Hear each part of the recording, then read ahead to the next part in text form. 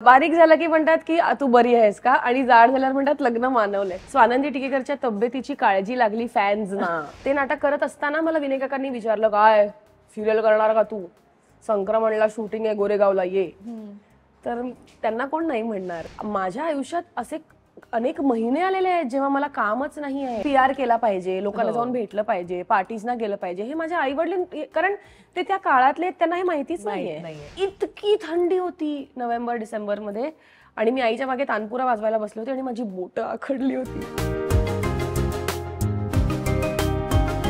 खरं तर अनेक कलाकारांना असं हवं असतं ना की आपण खूप बिझी असावं, काम असावं, प्रमोशन असावं, सगळं असावं आपल्याकडे.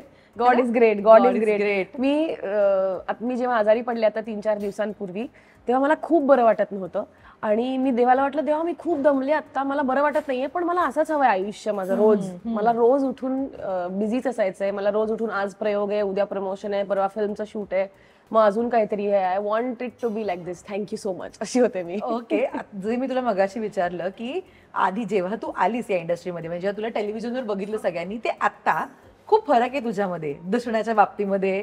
तू खूप वेट लॉस केलंयस, तू एक छान लाईफस्टाईल मेंटेन करतेस का, काय काय फंडा आहे हा नेमका? मी खरं सांगू का, मला इतकं, आता लग्न झाल्यापासून, लग्नाचा इंटरव्ह्यू पण पहिला तूच केलायस माझा, सो लग्नाचा इंटरव्ह्यू माझा पहिला झाला ना, त्याच्यानंतर मला इतके लोकांनी भेटल्यानंतर लग्न मानवलंय वगैरे इतकं केलंय की आता मला झालंय, हो ठीक आहे मानवलंय, मी 2 वर्ष आनंद घेत मस्त संसार केलेला आहे आणि कामही केलेलं आहे.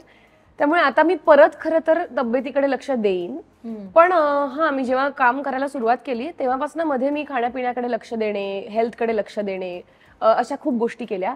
पण आता तू मला ही जी कॉम्प्लिमेंट दिली आहेस त्यांनी आता मला परत जोम आलाय की मी परत एकदा जरा शिस्तीत वागायला सुरुवात करेन. मी जे मगाशी जो उल्लेख केला मध्यंतरी, म्हणजे लग्नाच्या आधी तुझे फोटो पोस्ट करत होती साडीमध्ये वगैरे, तू खूपच फिट झाली होतीस. म्हणजे अनेकांनी कमेंटही केल्या होत्या की बाबा तू इतकी बारीक का झाली आहेस. अनेक निगेटिव्ह कॉमेंट सुद्धा होता ना. असंच असतं, बारीक झालं की म्हणतात की तू बरी आहेस का, आणि जाड झाल्यावर म्हणतात लग्न मानवलंय. काय करायचं, काय आम्ही नक्की काय करायचं. तुला असं विचारलंय अनेकांनी बरी आहेस का, काय झालंय? हो, त्याचं तो फोटो वेंट व्हायरल आणि त्याच्यावर युट्यूबवर जसे अनेक लोक आणि अनेक वेगवेगळे पेजेस व्हिडिओज बनवतात, तसे काही काही लोकांनी व्हिडिओज बनवले होते की स्वानंदी टिकेकरच्या तब्येतीची काळजी लागली फॅन्स ना, कारण ती दिसते आहे अशक्त वगैरे, अशा खाली कमेंट्स होत्या.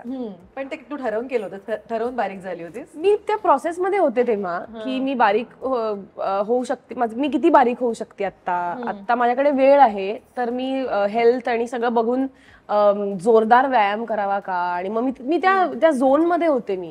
सो मी अगदी हेल्दी आणि खुश होते, मला काही प्रॉब्लेम नव्हता. आणि तू जो उल्लेख केलास ना की दोन्ही साईडनं बोलतात की युजली बारीक झाल्यावर सुद्धा बोलतात किती खराब झाली, किंवा जाड झाल्यावर पण जरा जाड झाली. आणि आजकाल ना जेव्हा आपण एकमेकांना भेटतो तेव्हा कशी आहेस, कसा आहेस विचारायच्या आधी जरा जाड झालास का, हाच पहिला प्रश्न येतो. मला त्यांना वजनाबद्दल बोलण्याचाच कंटाळा आलाय आता. सतत तुम्ही काय खाता, तुम्ही काय डाएट करता, तुम्ही हे बघितलं, जर एक रील बघितली की जास्त पाणी प्यायलं तर हे होतं, जास्त अंडी खाल्ली तर हे होतं. अरे काय करायचं काय माणसानी, श्वास घ्यायचा का नाही घ्यायचा का, काय करायचं.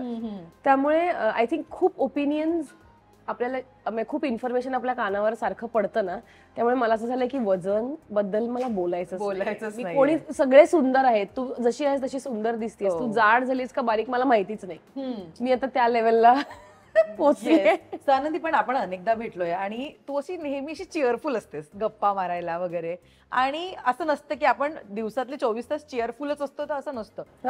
उरलेले तास तुला जेव्हा भेटत आहे तेव्हा आशिषला विचार मी कशी असते. बट ऍक्च्युअली तुझा स्वभाव कसा आहे, कशी आहे स्वानंदी? शिडकी आहे, ती शांत आहे, व्हॉट एक्झॅक्टली? मुळात मी एक आनंदी व्यक्तिमत्व आहे. मला वाटतं माझ्या नावासारखी स्वानंदी, आनंदी मी आहेच आहे. पण माझं टेम्परमेंट थोडं गेल्या काही वर्षात बदललंय असंही मला वाटतं. म्हणजे आधी मी खूपच हॅपी गो लकी होते, आता मला काही काही गोष्टींचा स्ट्रेस जास्त येतो. It may be because of me पण अचानक एकटी राहत होते, तिथून एका संसारात आम्ही 2 जण एकत्र राहायला लागलो, ऍडजस्टमेंट आहे, सगळंच आहे. एका शिस्तीची सवय लागते तुम्हाला तुमच्या आयुष्यात, तुला आता कळणारच आहे हे सगळं लवकरच. सो एका शिस्तीची आपल्याला आपली आपली सवय लागलेली असते. बेसिकली चेंजेस आयुष्यात जे चेंजेस येत आहेत ना, त्यांना अडॅप्ट करून पुढे जाण्याच्या प्रोसेसमध्ये मला असं वाटतं मग थोडा स्ट्रेस घ्यायला लागले जास्त. पण अशी मला माणसांना भेटायला, बोलायला, गप्पा मारायला प्रचंड आवडतं आणि मी कधी कंटाळत नाही. म्हणजे मी जितकी एनर्जी घालवते तितकी अजून जनरेट होते माझ्यात, असं मला वाटतं. त्यामुळे इन जनरल मी अशीच असते. ओके. सो आता उल्लेख जो केलास की तू एकटी राहिलीस कामाच्या निमित्ताने का होईना, खरं तर तुमचं घर हे खूप एस्टॅब्लिश घर आहे आपल्या इंडस्ट्रीमधलं. अशा वेळी आई बाबांनी तुला इमिडिएट परमिशन दिली की एकटी राहा? काय कमाल आहे ग त्यांची खरंच. कारण मुंबईत घर स्वतःचं असून सुद्धा वेगळं राहणं ह्याचा पहिला प्रश्न असतो का काय गरज आहे, तुला काय गरज आहे, घर आहे ना तुला, कशाला वेगळं राहायचंय. पण इंडिपेंडन्सच्या दृष्टीने, अनुभवाच्या दृष्टीने, कारण मी ना माझ्या जन्मापासून घराच्या बाहेर कधी राहिलेच नाहीये. माझं कॉलेज पण घरूनच झालं, माझं मास्टर्स इन लॉ सुद्धा घरूनच झालं. म्हणजे मी पुण्याला आई बाबा आम्ही एकत्रच राहत होतो आणि तिकडे मी शिकले. त्यामुळे मी हॉस्टेलला कधी राहिले नाही, घराबाहेर कधी राहिले नाही. तर माझं असं म्हणणं होतं आई आणि बाबांना की एक तर माझं काम जिकडे असतं ज्या एरियात, त्या एरियाच्या जवळ मला राहायचंय, कारण कम्युटिंग सोपं पडतं. आणि तेव्हा मी अशा स्टेजला होते की आता इथून पुढे माझं लग्नच होईल ना, मग मला परत कोणाबरोबर तरी राहावंच लागणार आहे ना. तर त्याच्या आधी मला थोडा काळ एकटं राहून बघायचंय. मी म्हटलं काय होईल, मला नाही आवडणार ना, मी 6 महिन्यात माझं डिसिजन चुकलं असं म्हणीन आणि घरी परत येईन. Also I am earning for myself. So मी असा काहीतरी जर निर्णय घेतला तर तो पूर्णत्वास नेण्याची आत्ता कपॅसिटी माझ्याकडे आहे ना, तर मग आपण हा निर्णय घेऊया असं मी सांगितलं. बाबा थोडासा स्केप्टिकल होता, बहुतेक आई वडील आणि मुलीचं नातं जास्त नाजूक असतं म्हणून असेल. पण बाबाचं असं होतं, तुला आता काय आम्ही नको झालोय का, तुला काय असं. तर मग आईनी बाबाला खूप छान समजावलं. मला वाटतं प्रत्येक मुलीला किंवा प्रत्येक आई वडिलांना सुद्धा हे खूप छान वाक्य. आई म्हणाली, स्वानंदी पण आता मोठी झाली आहे, तिला असं वाटतं की तिच्या घरात तिला हव्या त्या रंगाचे पडदे असावेत, तिला हव्या त्या रंगाच्या उशांची कव्हर्स असावेत, तिचं राज्य असावं. किती नाही म्हटलं तरी ती माझ्या राज्यात राहते ना आता. सो तिला तिचं आता जर वाटत असेल तर तिला घेऊ देतो निर्णय. आपण आहोतच तिच्या पाठीशी ना, काय काळजीचं काय कारण आहे, आणि आपण एकाच शहरात आहोत ना, तिला घेऊ दे निर्णय. पण त्यांनी केलं का सपोर्ट, लगेच सपोर्ट केलं. आणि अर्थात सपोर्ट म्हणजे काय, घर बघायला कसं आहे काय आहे, बाबाच माझ्या बरोबर आला होता, तोच होता पूर्ण वेळ माझ्या बरोबर. पण ते केलं त्यांनी सपोर्ट. आता जे तुझ्या चित्रपटाचं नाव आहे Kurla to Vengurla, so Swanandi is Mumbai to Mumbai ना, का कसं आहे? मुंबई टू मुंबई, मी पूर्ण मुंबई टू मुंबई. मी मुंबईला जन्माला आले, 10वी नंतर शिक्षणाकरता मी पुण्याला गेले. शिक्षण संपलं माझं, त्याच्यानंतर लगेच मी दिलदोस्ती करता जी मुंबईला आले ती परत इथलीच राहिलीस. 2000 तू आभाळमायामध्ये सुद्धा काम केलं, ते कसं काय? मी ना मुंबईला ज्या सोसायटीत राहत होते तिकडे आम्ही लहानपणापासून गणपतीत नाटकं वगैरे करायचो. तर तिकडे आम्ही राजा सिंह, लायन किंगचं मराठी नाटक आम्ही गणपतीत केलं होतं. मग नंतर विनय काकांनी, प्रदीप मुळेंनी मिळून ते प्रोड्यूस केलं आणि त्याचं बालनाट्य केलं राजासिंह नावाचं, ज्याच्यामध्ये बाय द वे तुला आता हे तुझ्यासाठी पण न्यूज असेल, प्रियदर्शन जाधव, अद्वैत दादरकर हे सगळे त्या नाटकात होते. येस, प्रियदर्शन जाधव त्याच्यात स्कार म्हणजे विलन सिंह जो असतो तो होता, आणि अद्वैत दादरकर त्याच्यामध्ये तो मेन सिम्बा होता. मी हरिण होते त्या नाटकात. त्यामुळे मी ऍक्च्युली दर्शन दादा आणि अद्वैत दादा म्हणून ओळखते त्यांना, कारण मी अगदी 6वी 7वीत होते. सो ते नाटक मी केलं. आणि ते नाटक करत असताना मला विनय काकांनी विचारलं, काय सिरियल करणार का तू, संक्रमणला शूटिंग आहे गोरेगावला, ये. तर त्यांना कोण नाही म्हणणार. त्यामुळे किती वर्षांची होतीस? काय 7वीत म्हणजे बघ ना, 13 वर्षाची, 12-13 वर्षांची असेल. आणि मला आठवते शाळा संपली की युनिफॉर्म मध्येच मी ग्रँड रोडहून निघायचे, गोरेगावला जायचे, संक्रमणला शूट करायचे. माझ्याबरोबर सुरुवातीला कोणीतरी असायचं, आई वगैरे. मग मी अभ्यास पण केलेला आहे. मुग्धाताई होती, शैला सावंत होती, संजय काका होता, संजय मोने. तर मी अभ्यास वगैरे केलेला आहे परीक्षेचा सेटवर, मला अगदी आठवते. हो, तेव्हापासूनच आहे. म्हणजे तेव्हापासूनच आहे. कारण आमच्या सोसायटीत म्हटलं तसं नाटकाची परंपरा, कला हे आधीपासून होतच. सो मी ते करतच होते. मग त्यानंतर आभाळमाया केलं. मग शाळेतून पण अनेक एकांकिका, मोनो ऍक्टिंग हे सगळं करतच होते. त्याच्यानंतर मी जेव्हा पुण्याला गेले तेव्हा तर पुण्याला इंटर कॉलेजिएटचा इतका उत्साह आहे की लॉ माझं असं साईड बाय साईड झालंच. मी ऍक्च्युली नाटकच करत होते. तू लॉ पूर्ण केलंयस ना? मी लॉ मास्टर्स सुद्धा केलं पण Bachelor's ऍज अ प्रोफेशन नाही स्वीकारलं? नाही केलं. म्हणजे मी प्रॅक्टिस केली कोर्टात. हा. आणि ऍडव्होकेट अभय आपटे म्हणून खूप खूप हुशार आणि अत्यंत सुप्रसिद्ध पुण्यातले वकील आहेत. त्यांच्याकडे बरीच वर्ष मी त्यांची असिस्टंट म्हणून काम केलं. पण मी कधी प्रॅक्टिस केली नाही. इनफॅक्ट नंतर मला master of science in global affairs साठी न्यूयॉर्क युनिव्हर्सिटीला ऍडमिशन पण मिळाली होती. ओके. NYU ला. गेली होतीस तू? नहीं नाही. तीच वही टाइम था जब मुझे डिसाइड करना था या तो उस पार या तो इस पार. पण मी म्हटलं 7 समुंदर पार नको, आपण इथे राहूया. आणि दोन्ही गोष्टींचं मिक्सचर आहे ना, म्युझिक आणि अभिनय या दोन्ही गोष्टी घरामध्ये आहेत. म्युझिकही तुझं करिअर होतो, अख्खा सिंगिंग शो जिंकली, तेही तुझ्या करिअरच्या दृष्टीने घडलं. तुझ्याकडे ऑप्शन बरेच होते की काय काय करायचं. म्हणूनच प्रॉब्लेम होता ऍक्च्युली. कारण मी अशी कुठल्या तरी एकाच फील्डमध्ये खूप फोकसनी काम करत नव्हते. मी सगळंच चांगलं करत होते. म्हणजे शिक्षणात पण मी हुशार होते. कधी कधी होतं ना, अगदीच काही एखाद्या ह्याच्यामध्ये खूपच वाईट असलं की ऑटोमॅटिकली ते एलिमिनेट होऊन जातं. तसं नव्हतं काही. म्हणजे मी कथक पण शिकत होते, चांगली शिकत होते, गायचे बरी गायचे, अभिनय चांगला करायचे. तर त्यामुळे आणि त्यातल्या त्यात अभिनय आणि वकिली या 2 गोष्टी जास्त पॅरल होत्या. गाणं प्रोफेशन म्हणून कधीच माझ्या डोक्यात नव्हतं, अजूनही नाहीये. पण पण असं होत गेलं हळूहळू ऍक्च्युली. आणि त्या इंटर कॉलेजेटच्या दरम्यान आणि एक्सपेरिमेंटल नाटकाच्या दरम्यानच विनोद लवेकरनी माझं नाटक पाहिलं पुण्यात. ओके. विनोद दादानी, आमच्या दिलदोस्तीचा डिरेक्टर.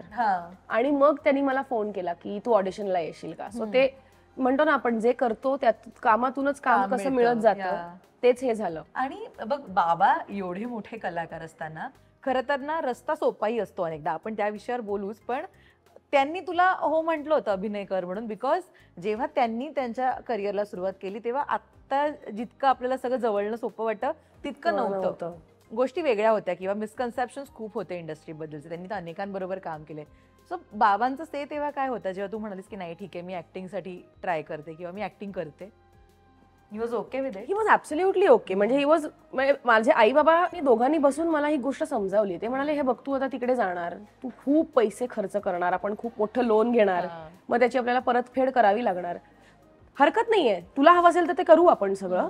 पण आम्ही कलाकार आहोत, तुझ्यात सुद्धा एक कलाकार आहे. आणि आम्हाला असं वाटतं की आमचं काम लोकांना आनंद देणं, स्वतः आमच्या कामातनं आनंद मिळणं ही फार मोठी गोष्ट आहे आणि ही खूप रेअर गोष्ट आहे.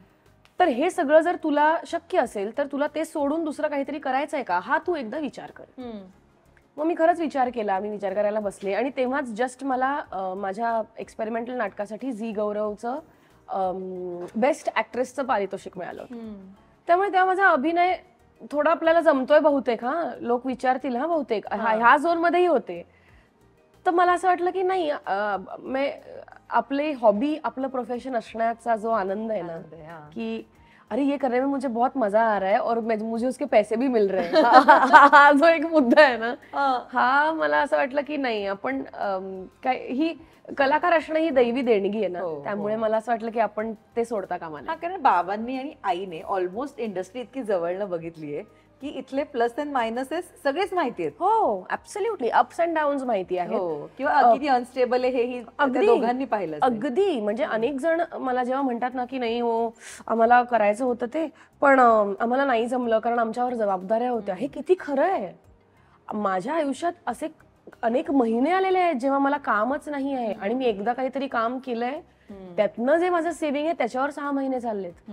ही सोपी गोष्ट नाहीच आहे अजिबात. आणि बरं, लोकांना असं वाटतं की काय कलाकारांना म्हणजे अरे ह्यांच्याकडे काय खूप पैसे. तर माझे आई वडील दोघंही किती नाही म्हटलं तरी मराठी कलाकार, आम्ही मिडल क्लास फॅमिली आहोत. त्यामुळे कष्ट केल्याशिवाय पैसे तुम्हाला मिळूच शकत नाहीत. अत्यंत भयंकर कष्टच करावे लागतात. बरोबर आहे. आणि ऑफकोर्स म्हणजे त्याचे पर्क्स सुद्धा खूप आहेत. तुम्हाला इतकं प्रेम मिळतं लोकांकडनं, प्रसिद्धी मिळते, शाबासकी मिळते, आशीर्वाद मिळतात. त्यामुळे ती परमेश्वरी देणगीच आहे ह्या प्रोफेशन मध्ये येणं. पण सोपंही नाहीये कारण स्टेबिलिटी नाही. राईट. तू विचार करतेस व्हॉट नेक्स्टचा? कारण दिल दोस्ती दुनियादारी झालं, त्याच्यानंतर जरा ब्रेक गेला आणि मग दोबारा आलं. तर मधल्या वेळेमध्ये ना प्रश्न पडतो की एकतर तू जे कॅरेक्टर केलंस ते खूप व्हायरल झालं, मीनल अनेकांना आवडली, मालिका लिटरली प्रेक्षकांच्या मनात घर केलं त्या मालिका. अजूनही 10 वर्ष झाले तरी बघतात. एकदा आपली पहिलीच मालिका आपण जेव्हा हिट करतो ना तेव्हा असं वाटतं आता तर लाईन लागेल, आपल्या तर सुरू झालं आता असं होतं. तर ना इथेच तो पॉइंट येतो की जेव्हा व्हॉट नेक्स्ट, आता काय येईल, ह्याच्यापेक्षा चांगलं येईल का, हा विचार सतत येतो. तर ती फेज होती तुझ्या आयुष्यात की विचार येत होता व्हॉट नेक्स्ट हा विचार कायमच येतो. हा कायमच असतो. पण मला वाटतं ना, तुम्ही जसं जसं या फील्डमध्ये काम करत राहता तसं तुम्हाला कळतं की तुम्हाला काय जीवनाकडनं काय हवं हेही कळतं. व्हॉट नेक्स्टच्या नादात माझ्या डोक्याला मी किती वेळ लावून घेते या व्हॉट नेक्स्टचा हे लक्षात घेणं फार गरजेचं आहे. कारण मी अशा विचारांची मुलगी आहे की माझं करिअर हा माझा जीवनाचा एक भाग आहे. ते माझं जीवन नाहीये संपूर्ण, ते माझं अख्खं आयुष्य नाहीच आहे. जर मी त्याला माझं अख्खं आयुष्य केलं तर मी भांबावून जाईन आणि मग मी जे करते त्याच्यातही मला राम वाटणार नाही अजिबातच. कारण आपण आता तर ज्या रेसमध्ये आहोत, काय Darshana, you know what it is. रोज सकाळी उठून मी जे करतेय ते करण्यासाठी मी मागे काय सोडून चाललीये हे आपण पडताळून पाहतच नाही आहोत. आपण फक्त दडादडा चाललोय पुढे, अँड ॲट व्हॉट कॉस्ट. आणि हे सगळं करून तुला समाधान वाटतंय का नाहीच? तुला आनंद वाटतोय का? जर नाही तर मग तुला कधी वाटणार आहे आनंद? Never ending. कधी वाटणार आहे? मग तुला गाडी मिळाल्यावर तुला असं वाटणार आहे तुला हेलिकॉप्टर पाहिजे, मग तुला वाटणार आहे तुला चार्टर्ड विमान पाहिजे, मग तुला असं वाटणार आहे मला अँटिला पेक्षा मोठं घर पाहिजे. मग मला समाधान कधी वाटणार आहे? सो व्हॉट नेक्स्ट आणि अप्रतिम काम करायचंच आहे. पण at the back of the mind हा थॉट सुद्धा मला माझ्या त्या वयाच्या पहिल्यांदा काम करणाऱ्या मुलीला सांगावा असं वाटतो की सगळं होणार आहे, उत्तम होणार आहे सगळं. Just stay there. Part of life आहे काम, नॉट युअर लाईफ. हा, it's okay. You are going to reach there. You are going to reach wherever you are suppose to reach. It's going to be fine. Be happy, be chilled about everything. सनंदी, पण ना बॉलिवूडमध्ये nepotism आणि नेपोकिड हा शब्द, star किड, हा खूप जास्त हिट आणि व्हायरल आहे. कारण त्या प्रकारचं आयुष्यही त्यांच्याकडे आहे किंवा त्या प्रकारच्या अपॉर्च्युनिटी सुद्धा त्यांच्याकडे आहेत. आपण जर आपल्या मराठी इंडस्ट्रीला कम्पेअर केलं ना, तर आपल्याकडे सगळेच सिनियर कलाकारांचे किंवा मोठ्या कलाकारांची मुलं तितकी काम करतायत का किंवा तितक्या ऑफर्स त्यांच्याकडे आहेत का? तर ना ह्याचं पर्सेंटेज खूप कमी आहे. म्हणजे एक्सपोजरच्या बाबतीमध्ये पण, ग्लॅमरच्या बाबतीमध्ये पण. व्हॉट इज युअर से आपल्या या मराठी इंडस्ट्रीमध्ये नेमकं ऑफरच्या बाबतीमध्ये किंवा संधी अगेन किंवा त्या दरवाजापर्यंत पोहोचण्यासाठी किती ब्लेस्ड आहात तुम्ही? का ब्लेस्ड आहोत म्हणजे मला वाटतं की एकतर कंपॅरिझन आपण करूच शकत नाही. कारण आर्थिकरित्या जे मॅग्निफिकेशन आहे ना हिंदीचं, म्हणजे बोनी कपूर जर त्याच्या मुलीला लॉन्च करू शकतो आणि तुझ्याकडे ड्रायव्हर आहे, तुझ्याकडे गाडी आहे, तुझं सगळं, तर उदय टिकेकर नाहीच करू शकत आहे. मला उदय टिकेकर मला म्हणेल, बाई मी फार तुला गाडी देतो, तू जा ऑडिशनला, पण तुला तुझेच पैसे कमवायचे, माझ्याकडे नाही आहेत तुला द्यायला. हा जो बेसिक ही रियालिटी आहे ना. This is the reality of my life. Marathi कलाकारांनी सगळ्यांनी कष्ट करूनच आपलं आयुष्य मोठं केलंय ग. उलट PR केला पाहिजे, सोशल मीडिया केलं पाहिजे, हे माझ्या आई वडिलांना माहितीच नव्हतं. माझी आई 24 तास रियाज करणारी गायिका, फक्त गाण्याशी मतलब ठेवायचा एवढंच माहितीये. PR केला पाहिजे, लोकांना जाऊन भेटलं पाहिजे, पार्टीजना गेलं पाहिजे, हे माझ्या आई वडील, कारण ते त्या काळातले, त्यांना हे माहितीच नाहीये. सो आता आई मला म्हणते, तू पोस्ट नाही टाकलीस का खूप दिवस? आता ती मला म्हणते ही गोष्ट. बट त्या फॉर्मेटिव्ह इयर्स मध्ये मला असं वाटतं की मराठी कलाकार सुद्धा, किंवा फॉर दॅट मॅटर माझ्या सगळ्यांबद्दल बोलायला नको, माझ्या आयुष्याबद्दल बोलते मी, जेव्हा नेपोटिझमचा विषय येतो तेव्हा माझ्या वाढत्या वयात माझे आई वडील माझ्यासाठी आयुष्य सुंदर व्हावं यासाठी इतके झगडण्यात बिझी होते ना की त्याचा फायदा ते तेव्हा घेऊच शकले नाहीत किंवा मला देऊही नाही शकले. आयुष्याच्या रहाटगाड्यात तेच दोघं जणच की मला घर चालवायचंय, मला मुलीला बघायचंय, माझे आई वडील आहेत म्हातारे, मला त्यांनाही बघायचंय, ह्या सगळ्याच गोष्टींमध्ये ते अडकलेले होते ग. त्यामुळे माझ्या ओळखी झाल्या लोकांबरोबर, पण मला ऑडिशन्स द्याव्याच लागल्या. मी ऑडिशनच दिलेले आहेत आणि मला कामं मिळालेलीच आहेत त्यानुसार. आता गाणं, सिंगिंग कॉम्पिटिशन मी वाईट गायले असते तर कशी जिंकले असते? लोकांना दिसलंच असतं ना. फॉर्च्युनेटली किंवा अनफॉर्च्युनेटली आपलं क्षेत्र पण असं आहे की लोकांना कळतं whether you are good or not. So nepotism तुम्ही कितीही कराल, तुम्ही काय त्यांना फर्स्ट चान्स मिळेल फार तर, पण त्याच्या पलीकडे काय, you have to have something किंवा you have to be hardworking at least. तर ते असे खूप कंगोरे आहेत त्याला. मला तर इट इज नॉट इझी, म्हणजे ऑडिशन तर द्यावंच लागतं किंवा, आणि हे सगळं करून सोपं नाहीच आहे आयुष्य. म्हणजे अवघड कठीणच आहे आयुष्य ग. मला आठवतंय लॉकडाऊन मध्ये सुद्धा मला असे 1-2 जण म्हणाले तुम्हाला काय ठीक आहे ना, तुम्ही तिघही प्रोफेशनल आहात ना. पण मी म्हटलं आम्ही तिघही 2 वर्ष घरात बसलेलो आहोत. जे इंडस्ट्रीज ठप्प होती आपली, घरात एकही कमवणारा माणूस नाहीये. मी माझ्या त्या मैत्रिणीला म्हटलं ग तुझा नवरा घरी आहे पण त्याला निदान पगार तरी येतोय. आम्ही तिघही 2-2.5 वर्ष काहीच नाहीत. अवघड गोष्ट आहे ना. म्हणजे आम्हाला परमेश्वराने खूप दिलेलं आहे. कारण म्हणजे आयुष्य जगण्यासाठी जेवढं लागतं तेवढं आणि त्याच्यापेक्षा जास्त परमेश्वरी कृपेने आमच्याकडे आहेच आहे. पण अशा कठीण प्रसंगी झळ कोणालाही लागते. राईट. तू स्ट्रगल केलायस कधी पैशांचा? डेफिनेटली केलाय. म्हणजे अगदीच केलाय, नो डाऊट केलाय. कारण मी तुला हेच सांगते ना, अशी माझी शिकवणच नाहीये ग की तू काही कर आम्ही आहोत तुला पैसे द्यायला. नाही ग, मला माहितीये त्यांनी किती कष्ट केले. म्हणजे शारीरिक गळ्यातनं स्वतःच्या स्वर काढून आणि स्वतःच्या शरीराने अभिनय करून माझ्या आईवडिलांनी किती कष्ट करून एखादं घर घेतलं असेल हे मला माहितीये. ही हिंमतच नाहीये माझ्यात की चिल करूया की चाललंय चलो लेले ते काय प्राइस टॅग बघायची गरज नाही. काय कोण आहात तुम्ही? लसूण 100 रुपये किलो आणि वाढला की माझा जीव वर खाली होतो. मग ऑफकोर्स मी खूप अशी मला सरप्राईज होतं आज. पण आपण आता मगाशी बाबांबद्दल बोललो, आईबद्दल बोललो, त्यांचं ना अपब्रिंगिंग खूप महत्वाचं असतं की आपण पुढे काय प्रकारची व्यक्ती बनतोय किंवा आपले प्रोफेशनली पर्सनली विचार किती स्ट्रॉंग आहेत, जेन्युअनली खूप महत्वाचं ठरतं. मला दोघांबद्दल ऐकायला आवडेल स्वानंदी. बाबांची शिकवण आणि आईची शिकवण सेम होती, विरुद्ध होती, किंवा कोणी प्रॅक्टिकल सांगितलं कोणी पर्सनल सांगितलं, काय होतं नेमकं? ते दोघे जण ना पर्सनॅलिटीज म्हणून तसे वेगळे आहेत. आई माझी जास्त स्ट्रिक्टर आहे, बाबा माझे जास्त इमोशनल आहेत. आई खूप स्ट्रिक्ट आहे कारण तिची शिकवण तशी आहे आणि ती रियाज या फॉर्मॅट मधनं आलेली आहे. त्यामुळे एका जागी बसून 6 तास रियाज व्हायलाच पाहिजे. आणि आईचे आई वडील सुद्धा तिच्याकडनं रियाज करून घेतल्यामुळे ते इतके शिस्तीचे. मग माझी आई असं म्हणते की माझे जर आई वडील नसते तर माझं करिअर झालं नसतं. आई एक ताण घ्यायची आणि एकदा ती ताण घेतल्यावर माझ्या आजोबांकडे मण्यांचा बॉक्स होता. एकदा ताण घेतली की एक मणी काढून इकडे ठेवायचे. सगळे मणी संपेपर्यंत तीच ताण गायली पाहिजे. तपश्चर्याशिवाय होऊच नाही शकत. तर अशा शिकवणीतनं माझी आई आलेली.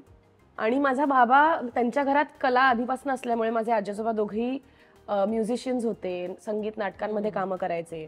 त्यामुळे इकडे कलेचं वातावरण ऑलरेडी होतं. त्यामुळे इथे थोडंसं लिनियन्सी किंवा फॅमिलियारिटी होती, जाणत होते ती की ह्या क्षेत्रात काय कसं आहे.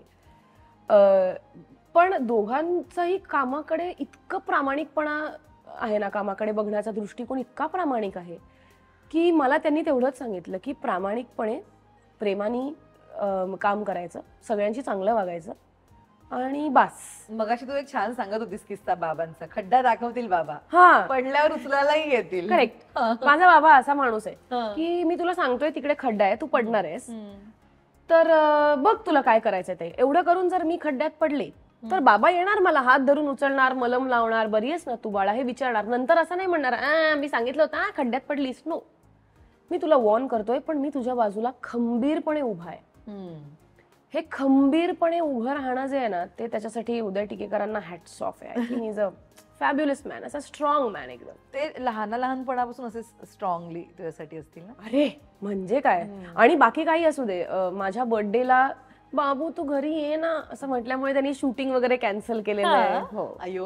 किंवा मी विजापूरला गेले होते माझ्या आजोळी आईच्या आजी आजोबांच्या घरी, आणि तिकडे मला चिकन पॉक्स झाले.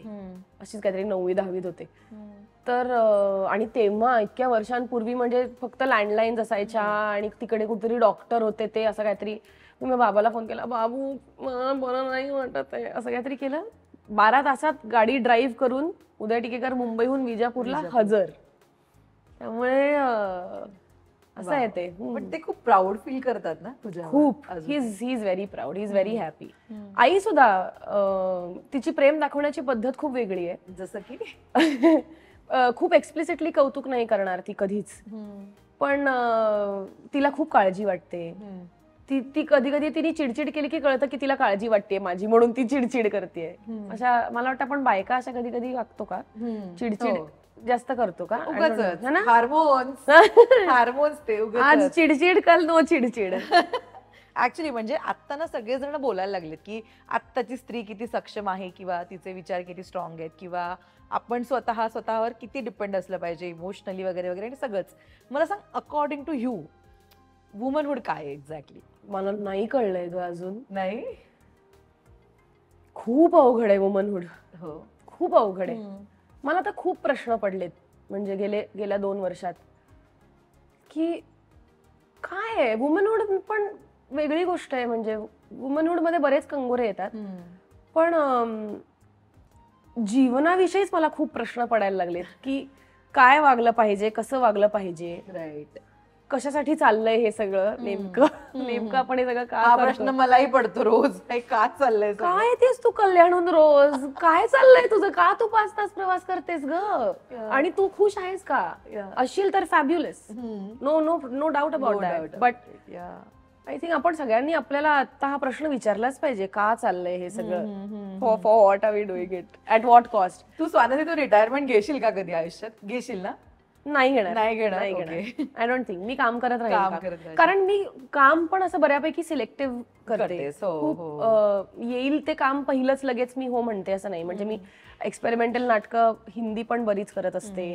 मी चित्रपट करतेच मध्ये मध्ये. टेलिव्हिजन मी खूप सिलेक्टिव्ह मालिका केल्या आहेत, पण त्या सगळ्या अशा लक्षात राहतील अशा मालिका आहेत. त्यामुळे मला ज्यात मजा येईल असं काम करायला आवडतं, त्यामुळे मी तसं करेन. सिलेक्टिव्हच्या या गडबडीमध्ये ना अनेकदा थांबावं पण लागतं. म्हणजे जो मी मगाशी उल्लेख केला की पहिलंच काम असं बंपर हिट मिळालं की आपल्याला असं वाटतं रांग लागेल, पण साधारणपणे त्याच धाटणीचे कॅरेक्टर्स येतात, स्टिरियोटाईप पटकन व्हायला होतं. करेक्ट. अशा वेळी ना की आपण थांबूयात, हे याला गट्स लागतात, करेज लागतं, कारण एक स्पॅम खूप मोठा नाहीये ना ग ते लीड रोल आपण करायचा.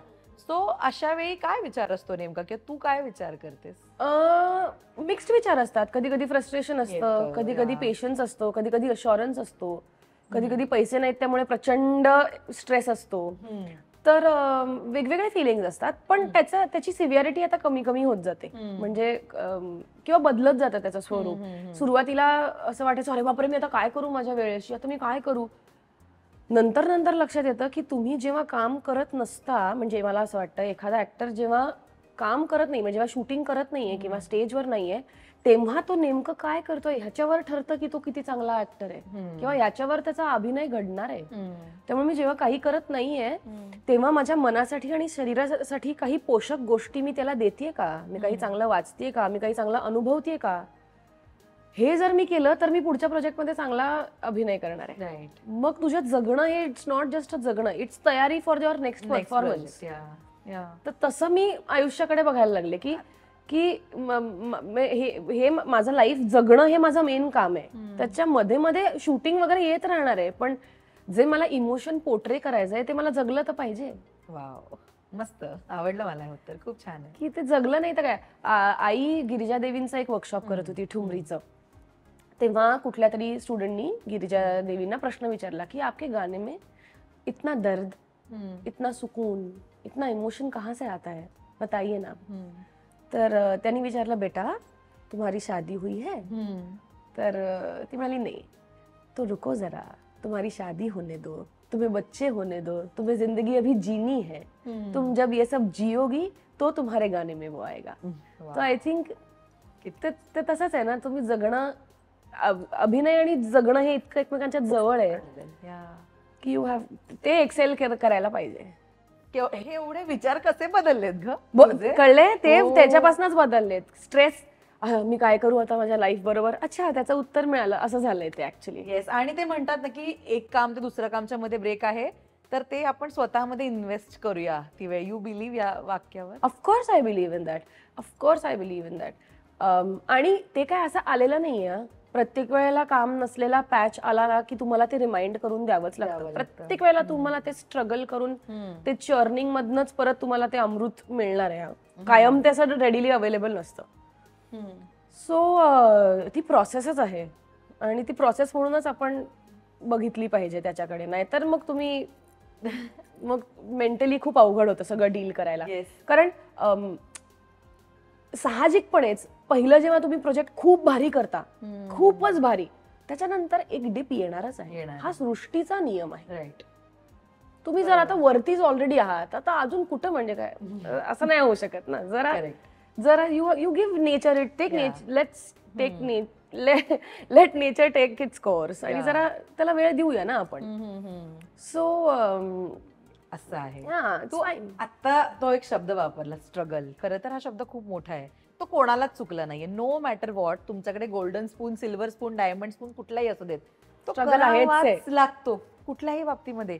म्हणजे मोठमोठे कलाकारही म्हणतात की आमचा तर रोजचा स्ट्रगल असतो. मला सांग आनंदी, या क्षेत्रात काम करताना किंवा तुझ्या पर्सनल लाईफमध्ये कोणत्या गोष्टीसाठी किंवा मे बी कामाच्या ठिकाणी कोणत्या गोष्टीसाठी तुझा रेग्युलर स्ट्रगल होतोय, सुरू होय, झालाय काय? कामाच्या बाबतीत तर स्ट्रगल चालूच असतो.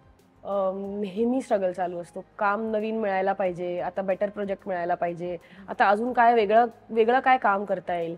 सध्या माझा एक करंट कामाच्या बाबतीतला स्ट्रगल सांगायचा विचार केला होता की मी याच्याबद्दल एक व्हिडिओही बनवावा. की मी मराठी अभिनेत्री आहे, मी मराठीत काम करते, मला हिंदीत काम करायचं आहे, पण मी हिंदी उत्कृष्ट बोलते. त्यामुळे मी फक्त हिंदीत मराठी कॅरेक्टर्स करायची गरज नाहीये. मी हिंदी पात्रही हिंदीत करू शकते. असा मला एक व्हिडिओ बनवायचा. हा एक स्ट्रगल वाटतो. कारण जे कोणी हिंदी प्रोडक्शन हाऊसेस अप्रोच करतात ते सगळे पोलिसाचे रोल्स किंवा घरकामवाल्या बाईंचे रोल्स किंवा चांगले चांगले रोल्स आहेत. रोल्स काय वाईट आहेत अशातला भाग नाहीये. किंवा मराठी स्पीकिंग कोणीतरी किंवा मराठी स्पीकिंग अजून काहीतरी कॅरेक्टर. तर बरोबर आहे मराठी स्पीकिंग, पण मला एक्सप्लोर करायचंय, मला करायचंय राजस्थानी बोलणाऱ्या बाईचा role. Why not? Everybody should play every part ना. तर हा एक आता कामातला स्ट्रगल मला कसा अड्रेस करायचा, आय हॅव नो आयडिया. अवघड आहे. आणि मराठी रोल्स करायलाही काही हरकत नाही, पण मग परत तुम्ही टाईपकास्टचाच मुद्दा आहे, मग तुम्ही तेच करत राहता. आणि ऍज अन ऍक्टर मला वेगवेगळ्या गोष्टी करून बघायच्या आहेत. दॅट इज तो माझा एम आहे आता इथून पुढे तरी आयुष्यात. त्यामुळे हे एक स्ट्रगल आहेच आहे. आणि पर्सनली पण आता मला वेगवेगळी स्ट्रगल्स लक्षात यायला लागले. जसं तू मगाशी तो वुमनहुड म्हणजे काय असा प्रश्न विचारलास ना, तर मला असं वाटतं इमोशन्स तुमचे समजून घेऊन सुद्धा सगळ्यांवर प्रेम करत राहणे आणि सगळ्यांना सांभाळून घेणे म्हणजे कदाचित वुमनहुड आहे की काय, असं मला वाटतं. आय डोंट नो की कारण माझी आजीचं वुमनहुड ची व्याख्याच वेगळी होती आणि माझी व्याख्या कम्प्लिटली वेगळी आहे आता. मला आता इतक्या दगडांवर पाय ठेवून गोष्टी सांभाळाव्या लागतात. आणि same is for my husband also. म्हणजे आता पुरुषांचंही आयुष्य खूप बदललेलं आहे. त्यांनाही अनेक गोष्टी कराव्या लागतात ज्या त्यांच्या आधीच्या पिढीला नव्हत्या करायला लागत. त्यामुळे सगळ्यांसाठीच आयुष्य अवघड झालंय. पण ते मला आता माझा वुमनहुड जास्त स्ट्रगल होतं की नवीन नवीन लग्न झाल्यानंतर घराची जबाबदारी आहे, संसाराची जबाबदारी आहे. आणि नॉट जस्ट घराची जबाबदारी म्हणजे आय डोंट, माझं म्हणणं नाही घरातली कामं वगैरे, संसार, तुझ्या नवऱ्याला वेळ देणं, तुझ्या सासू सासऱ्यांना वेळ देणं आणि काम करणं आणि तुझ्या आई वडिलांना वेळ देणं. सो एक अख्खं कुटुंब आलंय ज्यांना तुम्हाला आणखीन वेळ द्यायचा आहे, तुम्हाला इमोशन्स आहे, तुम्हाला ऐकायचंय त्यांचं. ते बोलत असताना तुम्हाला हे नाही करायचंय की मी आज दमले म्हणून आज मी कोणाशीच नाही बोलणार आहे. थोडंसं सगळ्यांना समजून घ्यायचंय. हे एक नवीन, ही एक मजा आहे आयुष्यात. पण तुझं रिलेशनशिपच्या बाबतीमध्ये काय, it should be 50-50 responsibility wise का काय, 100-80, 80-20 काय रेशो? आम्ही दोघंही कलाकार असल्यामुळे असं फिक्स्ड आम्ही खरं तर नाही करू शकत. कारण कधी कधी मी वेड्या वेगळ्या टायमिंग्सला काम करून घरी आलेली असते, तेव्हा मी काहीच नाही करू शकत. आणि सेम इज विथ हिम. कधी कधी तो इतका दमून आलेला असतो की मी नाहीच अपेक्षा करू शकत की त्यांनी काही करावं. पण मग अशा वेळेला तुम्ही एकमेकांना समजून घेऊनच ड्युटी सगळ्या केल्या पाहिजे. असे दिवस असतात आम्ही दोघंही काही करत नाही, दोघंही दिवसभर झोपूया असेही आमचे दिवस असतात. कारण आम्ही खूप रात्रभर प्रवास करून जेटलॅग होऊन कुठं तरी आलेलो असतो. त्यामुळे फ्लेक्झिबल आहे आमच्याकडे.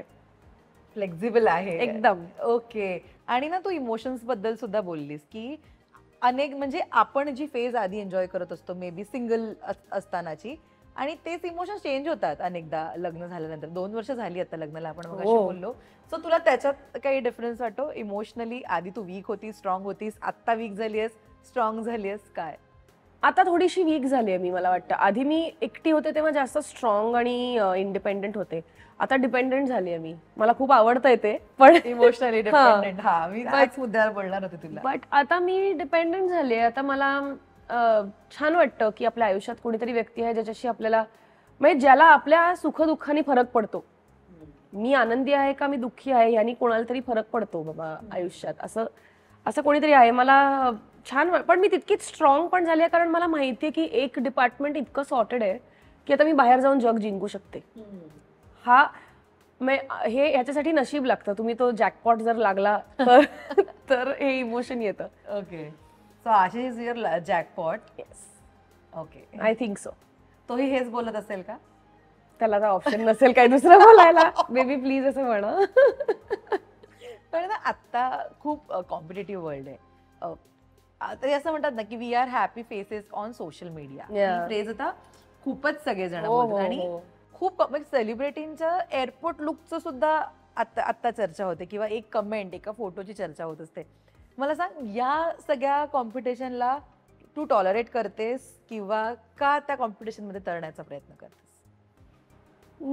मी विचार नाही करत एवढा की कॉम्पिटिशन काय आहे आणि मग मी काय केलं पाहिजे, आणि मग मला जे त्यावेळेला योग्य वाटतं ते मी करते. ते कदाचित चुकीचंही असेल.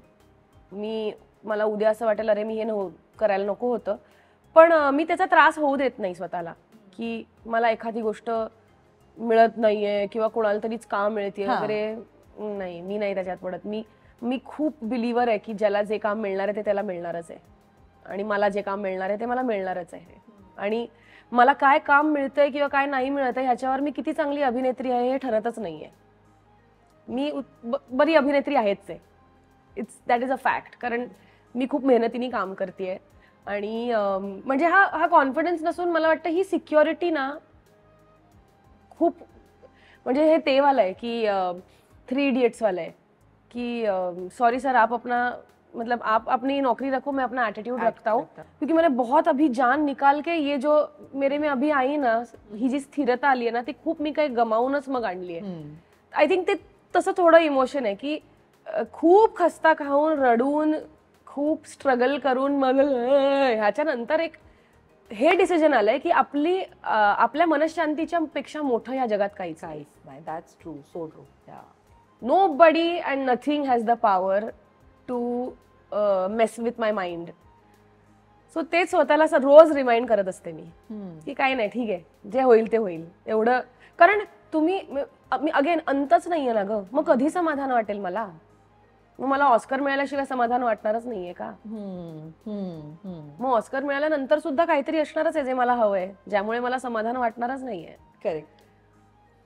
त्यामुळे आता आलंय ना अनुभवांनंतर, हे नंतर आलंय. आणि ना या गोष्टी खूप आपल्या इमोशनल स्टेबिलिटीशी रिलेटेड असतात, म्हणजे आपल्या मेंटल हेल्थशी रिलेटेड असतात. तर असं असतं ना की सुरुवातीला सगळंच करायचं असतं, नाटक पण करूया, सिनेमा पण करूया, मालिका पण करूया, दिवसभर बिझी राहूया, पण इतकं या सगळ्यामध्ये आपण इमोशनली ड्रेन होतो ना, कळत नाही. मला सांग की आपण आपली मेंटल हेल्थ प्रायोरिटाईज केली पाहिजे. हे तुला कधी गमक सुचलंय की आता ह्याची चाहूल मला ना काम करायला लागल्यापासून एक 5 वर्षांनी मला ह्याची चाहूल लागली, ह्या थॉटची, की आपण आजूबाजूच्या अटमॉस्फिअरमुळे आपलं मन खूप हलते, त्याची स्थिरताच राहत नाही. इमोशन्सच आहे ना, रोज इमोशन्स प्ले करायचे. ऍब्सोल्युटली. आणि ते व्हॅलिडेशनची इतकी वाईट सवय आहे ना सोशल मीडियामुळे. पटकन एक लाईक आला, वा वा मी किती छान, अरे लाईक नाही आला मी छान नाही. याला काहीच अर्थ नाहीये. काहीतरी असीन ना मी, समोरच्याला जे वाटते किंवा नाही वाटतं ह्याच्या पलीकडे काहीतरी मी असीन, ते मला कळलं पाहिजे आधी. मग समोरच्यांनी जर टीका केली तर ओके ठीक आहे, I will work on it. किंवा जर कोणी कौतुक केलं तर ओ ग्रेट, थँक्यू. मग तुम्ही त्याच्याशी जरा संज्ञपणे तुम्ही डील करू शकता, तो संवाद होतो. नाहीतर तुम्ही फक्त रिॲक्टच करत असता सगळ्या गोष्टींना, तुम्ही अब्झॉर्बच करत नाही काहीच. की एखादी ऑडिशन दिली आणि तुम्ही नाही झाली सिलेक्ट, तर हार्टब्रेकच आधी होतो. थांब, विचार कर काय झालं असेल, कशामुळे झालं असेल. मग मला कितीदा तरी असं होतं की मी कुठली तरी सिरीज बघत असते, कुठली तरी ऍड बघत असते आणि मी विचार करते मला हे डायलॉग्स का माहिती आहेत आधीपासनं, हे मी कुठे ऐकलेत डायलॉग्स. मग मला आठवतं अरे मी तर ह्याची ऑडिशन शूट करून पाठवली. अरे ह्याची तर आपण ऑडिशन दिली होती, हो ओके ओके ओके, अरे छान आहे छान आहे, ही मुलगी छान आहे, किंवा कशाला घेतलं हिला, काय गरज होती वगैरे. पण ते तेवढ्या पुरतच आहे, ते तितकंच हलक्या मूड मध्येच घेतलं पाहिजे, नाही तर वेडे होऊ आपण ह्या फील्ड मधले, वेडे होऊ. तू असं झालंय कधी की तू त्या कॅरेक्टरचं ऑडिशन दिलं आणि नंतर ते अजून कोणीतरी केलं आणि तुला बघून असं वाटलं की यार मी हे बेटर केलं असतं? सांगायला नको, पण आहे मराठी प्रोजेक्ट नाहीये, पण Okay. ते मराठी प्रोजेक्ट नाहीये, पण हो मला वाटलं की वेल नोन प्रोजेक्ट, या गुड प्रोजेक्ट, गुड प्रोजेक्ट, नंतर सांगेन. स्मार्ट, नंतर सांगेन तेव्हा. बट पण पण एक अगेन त्या वेळेला हे ऍक्सेप्ट करणं की मला आत्ता त्रास होतोय, मला भयानक त्रास होतोय आत्ता, आणि मी आत्ता रडू शकते कारण मला वाईट वाटतंय, पण ते सगळे फिलिंग्स शांतपणे तुम्ही अनुभवले पाहिजेत. नाहीतर तुम्ही कुठलाही खरं राहायला पाहिजे, खरेपणाने प्रत्येक गोष्ट ऍड्रेस केली पाहिजे, तुम्ही स्वतःला नाहीच फसवू शकत. बाबा आणि तू या मुद्द्यावर कधी बोलता? कारण ना इंटरेस्ट फार कामाचा सेम आहे आणि त्यांनी इतकी वर्ष किंवा इतक्या लोकांबरोबर काम केलं, त्यांचं एक्सपिरियन्स लेवलच वेगळी आहे. तर या इमोशन्सच्या किंवा या मेंटल हेल्थच्या मुद्द्यावर तुम्ही कधी बोलता? मेंटल हेल्थच्या मुद्द्यावर नाही आमचं बोलणं होत, पण फॉर शुअर अरे बाबा आता हे होणार होतं पण हे नाही होणार या, हे डेफिनेटली बोलणं होतं. किंवा त्यांचा से काय असतो, माझे 40 प्रोजेक्ट असे कॅन्सल झालेत, तू काय मला सांगतेस, मी शूटिंगला जाऊन दुसऱ्या दिवशी तो अख्खा प्रोजेक्ट कॅन्सल झालाय, जाऊ दे ग काही नाही, होतं असं. आय थिंक हे अनुभव जर त्यांच्याकडे आहे ना, तो दॅट सेज अ लॉट. ठीक आहे असं होत राहतं, किती मोठं करिअर आहे, आपल्याला असं वाटतं की आत्ताची घडीच खूप मोठी आहे, पण तुमच्या आयुष्याच्या 80 वर्षाच्या लाईफ स्पॅन मध्ये जर तुम्ही तो एवढासा बिंदू बघितला तर तुम्हाला लक्षात येईल ते काहीच नाहीये. ते तुला आत्ता मोठं वाटतंय कारण तो तिकडे आहे, मुवमेंट आहे ती, ते जाणार आहे. Time is a great healer, ते हील करणार आहे, इट्स ओके. पण तू असं कधी वेळ घेतलाय स्वतःला हील करण्यात, फॉर एखाद्या रिजेक्शनमुळे म्हणा किंवा? फार वेळ नाही घेतलाय, नाही फार नाही वेळ घेतला. मी अशी खूप सलकर नाहीये की सल्क करून शांत बसीन मी. ते त्या बाबतीत माझं जे चंचल मन आहे ना, ते मला फायद्याचं ठरतं. थोड्या वेळाने मी विसरून जाते की मी चिडलीये का, म्हणजे मी खूप त्या बाबतीत अशी काय म्हणूया वियर्ड आहे. माझं तुझ्याशी जर भांडण झालं आणि जर तू मला खूप दिवसांनी भेटलीस तर मी विसरलेली असते की माझं तुझ्याशी काहीतरी भांडण झालं होतं, त्यामुळे मी आल्यावर तुला हाय असं करते आणि समोरची व्यक्ती अशी एक कोल्ड शोल्डर देऊन जाते. मग मला कळत नाही की हिला काय झालं, मग मला वाटतं ओ शिट काहीतरी झालं होतं का, ओके ओके मी बोलणं अपेक्षित नाहीये का, ओके ओके सॉरी. पण मी आणि मी तितक्याच इझिली आय एम सॉरी यार, आय एम सॉरी असंही म्हणून जाते, माझं चुकलं तेव्हा, आणि मी जेन्युअनली म्हटलेलं असतं, पण समोरच्याला अजून ते जेन्युअनली पटलेलं नसतं, त्यामुळे मग समोरचा वेळ घेतो आणि मी पटकन हील होऊन जाते आणि मग मला असं होतं. बट हे छान आहे ना, कशाला मनात काय ठेवायचं, हा त्याचा त्रास आपल्यालाच होतो. अगदी मला असं वाटतं की मन मोकळेपणाने प्रेम करावं, मन मोकळेपणाने चुकलं तर सॉरी म्हणावं आणि पुढे जावं, कारण आयुष्याला नाहीतर काहीच मनात गाठी ठेवून राहण्यात काहीच अर्थ नाही. अगदी. आणि तू सुरुवात जेव्हा केलीस ना करिअरची, म्हणजे मी आभाळापासून घेते चल, ते आत्तापर्यंत तू वेगवेगळ्या प्रोजेक्ट्समध्ये खूप छान माणसांबरोबर काम केलंयस आणि ह्याच सगळ्यांबरोबर बाबांनी सुद्धा ह्या आधी काम केलंय. आधीपासून ते आत्तापर्यंत यांच्याशी पडद्याच्या मागेही तुझी ओळख असेल, तुला कुठले आज एक्सपिरियन्स सांगायला आवडतील मला कोणाबरोबरचे? जसं सुकन्या मावशी बरोबर तर मी संजय काका माझा बाबा होता त्या सिरियल मध्ये, तेव्हा तर आम्ही अलिबागला बाहेरगावी जेव्हा शूटिंगला जातो तेव्हा माझा भाऊ माझ्या बरोबर आला होता, कारण मी लहान होते आणि हे अगदी माझे आई वडील असल्यासारखे होते, त्यामुळे सुकन्या मावशीनी मला लहानपणापासून भेटले. पण मला वाटतं की त्याच्या पलीकडे मला काय छान वाटतं की त्यांना मी ऍज अन ऍक्टर सेटवर कशी वाटते, की हा लहान आहे, आपल्या मित्राची मुलगी आहे, पण शी इज व्हेरी प्रोफेशनल, किंवा ती काम छान करते, किंवा तिचं कामाकडे लक्ष आहे. या गोष्टी जेव्हा या गोष्टींची पावती जर मिळाली मला, तर मला असं वाटतं की मग I am on the right track. कारण प्रोफेशनल रिलेशनशिप सुद्धा चांगली असणं हे खूप गरजेचं आहे, खूप गरजेचं आहे. की किंवा विनोद दादा सुद्धा, विनोद लवेकर, सेट पे कैसी आहे हा तर प्रश्न विचारला जातो, सेटवर कशी आहे बाबा. हा काय की सुबोध दादानी सुद्धा बाबा बरोबर किती काम केलंय, पण सुबोध दादाच्या प्रोडक्शन हाऊस मध्ये जेव्हा मी काम केलं तेव्हा माझ्यासाठी ती काय मी कोणाची तरी मुलगी आहे म्हणून माझे लाड होणार नाहीयेत, मला सकाळी 8 वाजता शूटिंगला पोहोचावंच लागणार आहे. सो हे सगळं आहेच आहे. पण आपल्याकडे ना इन जनरलच खूप प्रेमाने लोक काम करतात आणि एकमेकांना सांभाळून काम करतात. कामाच्या वेळा वगैरे सगळ्या भयानकच असतात, पण त्या सगळ्यांसाठीच असतात. त्याला कोणी एक जण जबाबदारच नाहीये. त्यामुळे मी तर खूप खूप छान लोकांबरोबर काम केलं. आता पण मी त्या दिवशी कालच बघितलं तुझं आणि वैभव सरांचा बॉन्ड. छान गप्पा मारत होते, किंवा सुनील सर, जे काही तुमचे किस्से चालले होते. तू जे नाटक करते त्याच्यामध्ये बाप्पा आहे, आस्ताद आहे, बरीच म्हणजे छान मंडळी आहेत. खूप छान, खूपच छान. बाप्पा बरोबर आता सुंदर मी होणाऱ्या नाटकाच्या दरम्यान आमचा खूप छान बॉन्ड झाला. आमचा ग्रुप आहे एक, सृजाताई, बाप्पा आणि मी. आम्ही प्रयोगांना जाताना गाडीने एकत्र 3 जण जातो आणि मग त्यावर आमचे डिस्कशन्स होतात, काय होतं. तर हे सगळे ना फार दिग्गज लोक आहेत एकतर काम करणारे. वैभव दादा काय, बाप्पा काय, सुकन्या मावशी काय, विनोद लवेकर आमचे डिरेक्टर काय, हे सगळे जण इतके दिग्गज लोक आहेत. त्यांच्या कामात ते इतके हुशार आहेत ना, तरी सुद्धा माणूस म्हणून मला त्यांनी इतकी साथ दिली आहे वेळोवेळी की I don't know, I think they are part of माझ्या अनेक निर्णयांचा भाग आहेत. ते त्यांची मतं आहेत. आणि जे मला असं वाटतं की माझ्या बाबाला मी अनेक यंग मुला मुलींना करताना पाहिलंय ना, ते आता तसं ना आता माझं यांच्या बरोबर आहे. ओके. म्हणजे मला मनवा नाईक नेहमी सांगते की उदय काकांबरोबर आम्ही असं असं करायचो, किंवा ही सगळी ही जी फळी आहे, अनिकेत दादा आता म्हटलं त्याला तर मी खूप लहान होते त्यामुळे अनिकेत विश्वासराव असेल, किंवा हे सगळी ही फळी जी असेल ना, ते सगळे म्हणायचे अरे उडी बाबा बरोबर आम्ही खूप मजा केली. तर तसं आता मला ह्या सगळ्यांबद्दल वाटतं की मी सांगेन हक्कानी की मी या सगळ्यांबरोबर खूप मजा केली. क्या बात यार, खूप मस्त. आणि तू म्हणालीस मगाशी मला की तू खूप सिलेक्टिव्ह प्रोजेक्ट करतेस. खरं तर सिलेक्टिव्ह प्रोजेक्ट आपण जेव्हा करतो ना, तेव्हा असं होतं की हा करायचा आहे, तो करायचा, या प्रकारची भूमिका करायची. मला सांग स्वानंदी, एक अशी भूमिका जी तुला जगायचीच आहे आयुष्यात, ती तू सेट केलीस का, किंवा अजून सेट करायचीस का? नाही केली मी अजून, पण मला करशील कधी? कशा पद्धतीचं काम करायचं हे मला ठरलंय. एक रोल नाही माझा ठरलेला. ओके. काय प्रोसेसमध्ये काम करायचंय, काय पद्धतीने काम करायचंय हे माझं ठरलेलं आहे. पण हाच रोल मला करायचा आहे असं मी नाही ठरवलंय, कारण मला सगळं करायचंय. त्यामुळे मला त्या एकावर नाही बोट ठेवायचंय. मला जे येईल ते मला आवडेल असं प्रत्येक काम करायचंय. ओके. आणि तुझा तो सिंगिंग रियालिटी शो चालू होता ना, तेव्हा त्या गाण्याबरोबर तू आणि रोहित तुम्ही जे परफॉर्मन्स देत होतात ना, की म्हणजे ऑडियन्सला खेळवून ठेवणं हे बिलकुल सोपं नाहीये, जे तुमचं प्रत्येक परफॉर्मन्स मध्ये दिसत होतं.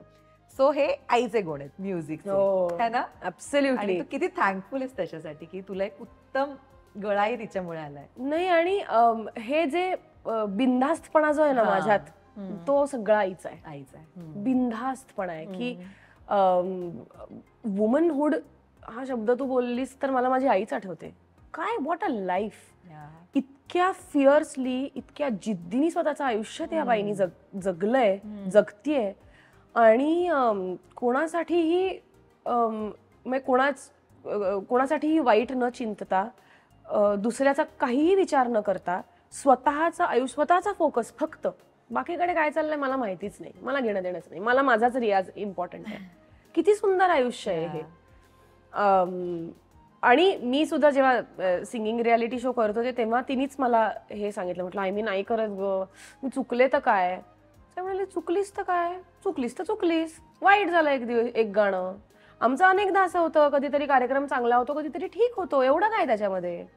पुढे जायचं ग आयुष्यात. सतत तुम्ही आपले चुकाल म्हणून काहीच केलं नाही तर कसं चालेल.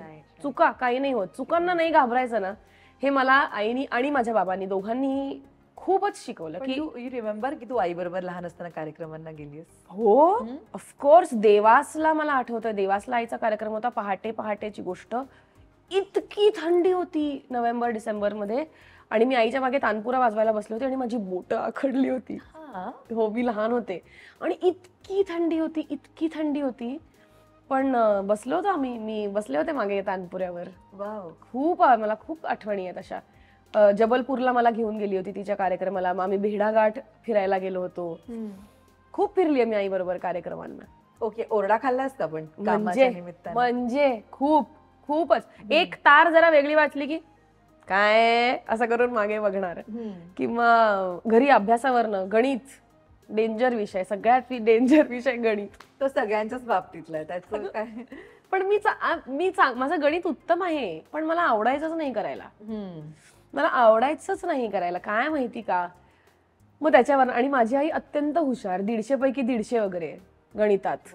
या त्यामुळे तिला असं होतं की मेरी बेटी ऐसे कैसे हो गई. पण त्याच्यावरनं खूप मार म्हणजे काय, धपाटे.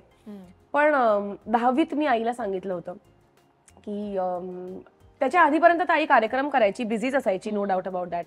पण 10वीत मी तिला एकदा म्हणाले होते की आई, परीक्षेच्या आधी मला तू 1 महिना, बोर्ड्सच्या आधी मला तू पाहिजेस घरी. काही नाही, काही नकोय मला, घरी थांब.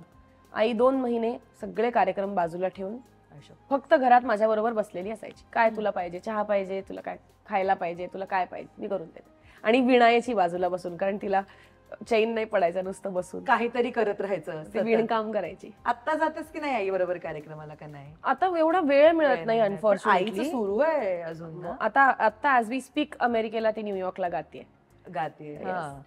पण तिचं व्यवस्थित चालू असतं. आणि आता ऍक्च्युली गेले 2-3 वर्ष दिवाळी पहाटचे अनेक कार्यक्रम आई आणि मी निवेदन आणि आईनी गाणं असं केले. त्यामुळे ते एक नवीन नातं आहे आमच्या दोघींचं. क्या बात, खूप मस्त. पण त्या दोघांनी तुला कधी सांगितलं ही कशा प्रकारची भूमिका कर? नाही, त्यांनी फक्त कसं काम कर, शिद्दतनी काम कर, 100% फोकसनी काम कर आणि निष्ठेने काम कर, एवढंच सांगितलंय मला कायम. असं पॅशन पाहिजे ना कामाबद्दल, ते तेवढं त्यांनी मला जपायला सांगितलंय काय. आणि तुझ्या शिद्दतनी बोललीस ना आता हे वाक्य, तेवढे शिद्दतनी प्रोजेक्ट तुझ्याकडे येऊ दे. सो तुझा upcoming project Kurla to Vengurla येतोय प्रेक्षकांच्या भेटीला, आणि तुम्ही मजा केली सगळ्यांनी त्या शूटिंगला, आणि तू घाबरलीयस अनेकदा अनेक ठिकाणी. काय विचारू नकोस, मला घाबरवलंय त्या सेटवर, माझ्यावर प्रँक्स केलेत. मला अजूनही विश्वास बसत नाही स्वानंदी, तुझ्यावर कसे कोण प्रँक्स करू शकतो? कारण मी एक शहरातली मुलगी आहे, माझा जन्म मुंबईत झालेला आहे. नाही, पण माझा जन्म मुंबईत झालेला आहे, त्यामुळे माझ्या आजूबाजूला सिमेंट असलं की मी धीट असते. मला सिमेंट, पोल्युशन, चिखल, आता एक गोणी घेऊन जात या ठिकाणी मी धीट असते. मी जंगल, पाली, झाडं, पाला पाचोळा इकडे मला नाही, तिकडे मी धीट नसते. मग तिकडे मी एकदम नो नेचर प्लीज नो असं असतं माझं. बट त्यामुळे तिकडे अगं खिडकीच्या बाहेर असे सुळसुळ सुळसुळ वगैरे, हे पानं सुळसुळ हे रात्री खू खू खू आवाज वगैरे काढतायत. मग मी घाबरले. ओके, असं तर झालंय. आणि 19 तारखेला येतोय हा चित्रपट प्रेक्षकांच्या भेटीला. काय तुला अपील करायला आवडेल, का बघावा कुर्ला टू वेंगुर्ला? मला असं वाटतं, पहिली गोष्ट म्हणजे मी सुद्धा आणि माझ्या वयाच्या सगळ्या लोकांनी थिएटरमध्ये जाऊन मराठी चित्रपट बघणे हा एक नियम केला पाहिजे. आणि आपण जाऊन जसं टाइमपास म्हणून इकडे तिकडे जाऊन काहीतरी खातो पितो, त्यापेक्षा जाऊन आपण पिक्चर हा बघितलाच पाहिजे. हे सगळ्यात मुख्य कारण म्हणून तुम्ही कुर्ला टू वेंगुर्ला बघा. दुसरी गोष्ट आणि सगळ्यात महत्वाची गोष्ट म्हणजे अत्यंत उत्कृष्ट विषयावर खूप जेन्युइनली केलेला सिनेमा आहे. नुसता सोशल मेसेजचा मुद्दा नसून एक अनुभव म्हणून आणि पोट धरून हसायला म्हणून अप्रतिम सिनेमा आहे कुर्ला टू वेंगुर्ला.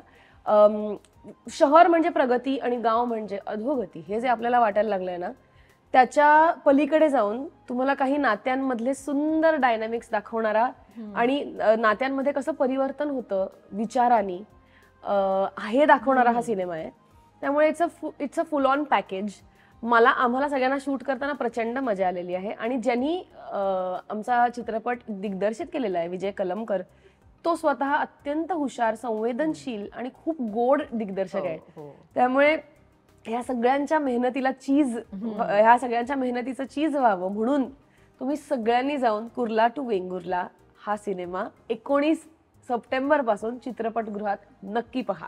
येस, आणि आता तुम्ही वेंगुर्ल्याचे पदार्थ खा. काय हो, बिग फॅशन कंपनीमध्ये. पण थँक्यू सो मच आणि ऑल द व्हेरी बेस्ट. भेटत राहू, गप्पा मारत राहू आणि ऐसे ही शिद्दत से काम करते रहो. थँक्यू.